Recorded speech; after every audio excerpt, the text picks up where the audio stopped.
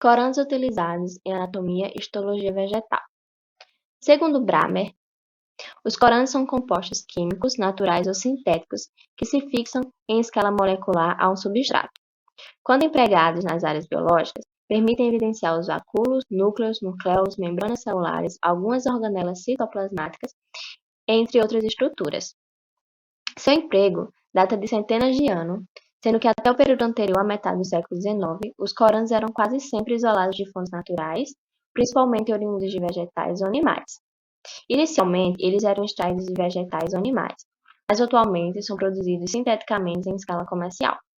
Os corantes são classificados em fluorescentes e não fluorescentes conforme suas propriedades químicas e a escolha de uso é de acordo com o tipo de estrutura celular ou grupo celular a se analisar. Coloração de Gienza. Essa coloração de Gienza é classificada como policromática, pois consiste em uma mistura de compostos que originam diferenças sutis na coloração. Foi Gustav Gienza, farmacêutico, químico e bacteriologista, que identificou, tendo como base o corante azul B, uma forma de melhorar e controlar a oxidação do corante. Ele foi combinado com eosina em metanol e mistura de glicerol, criando assim uma solução estável com resultados reprodutíveis. Seu artigo foi publicado em 1904 e sua formulação ainda é usada atualmente.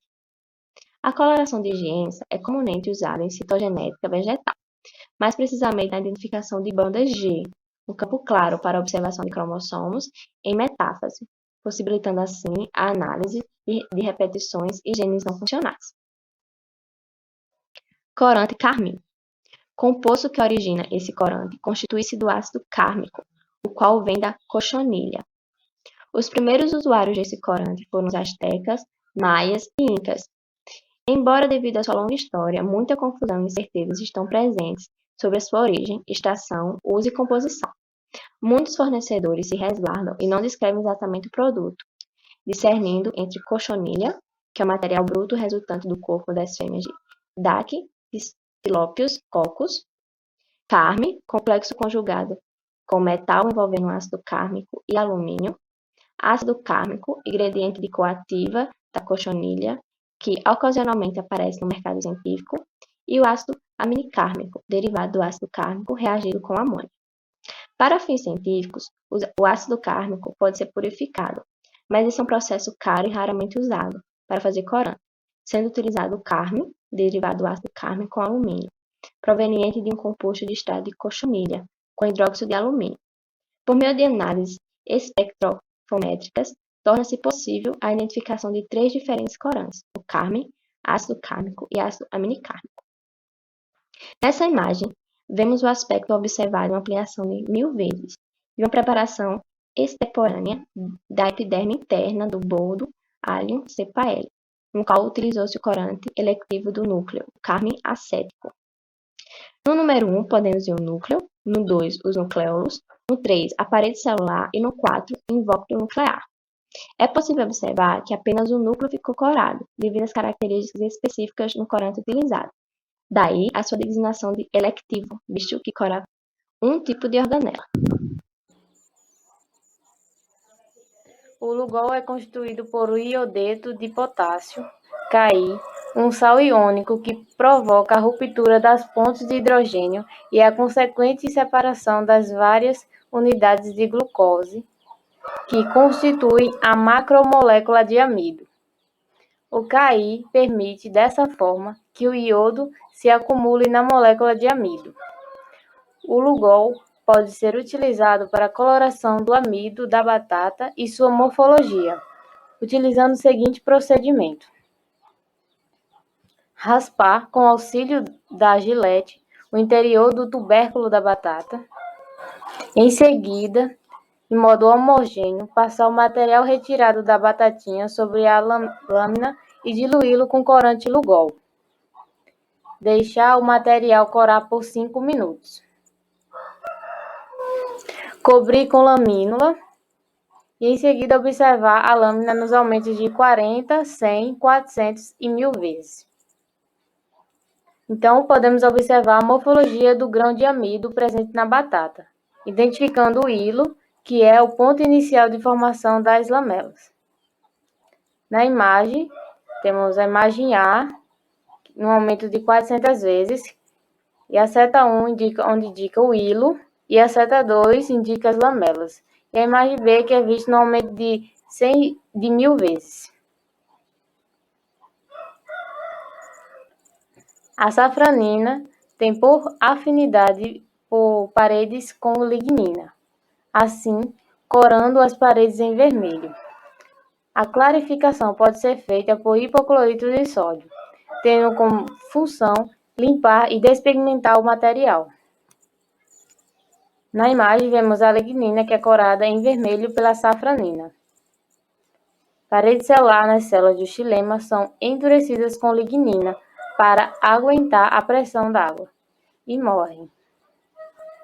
A safranina também pode corar as estrias de Caspari, que são estruturas nas paredes espessas das células, formadas pelo depósito de suberina. Na imagem, a foto das estrias de Caspari, visualizada em um aumento de 100 vezes, corada com safranina.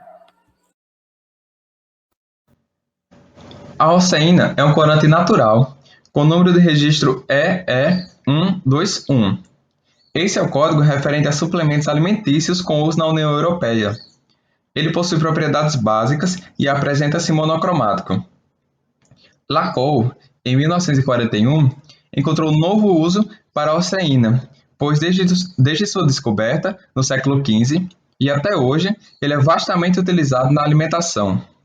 A técnica de acetato-osseína serve para fixar e colorir os cromossomos, podendo assim serem estudados seus números, formas e deformidades. Essa técnica é usada na citogenética animal e vegetal.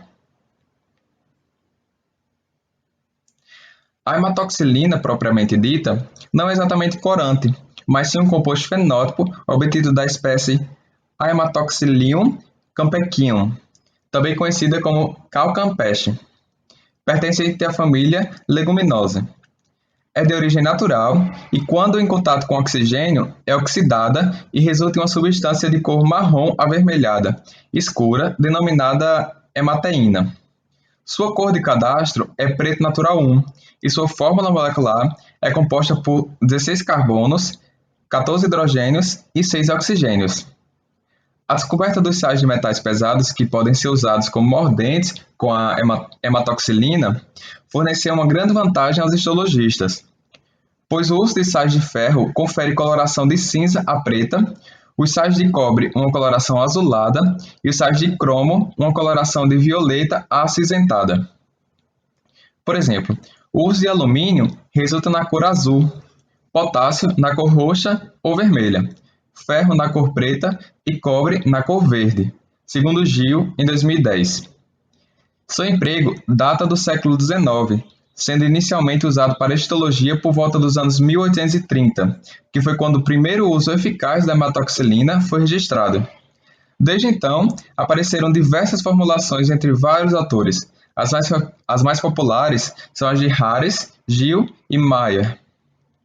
A hematoxilina é muito utilizada em laboratórios de histologia nos procedimentos de coloração biológica, geralmente corando em azul. Quando associada a um sal metálico como mordente, torna-se de cor violeta em pHs mais ácidos. Atua intensamente nos núcleos das células, uma vez que contém ácidos nucleicos ricos em radicais ácidos. A coloração histológica pela hematoxilina não indica a constituição química dos componentes celulares, mas a densidade de cargas elétricas negativas dos mesmos. Tem a finalidade de destacar estruturas nucleares e citoplasmáticas, formando lacas ou complexos coloridos.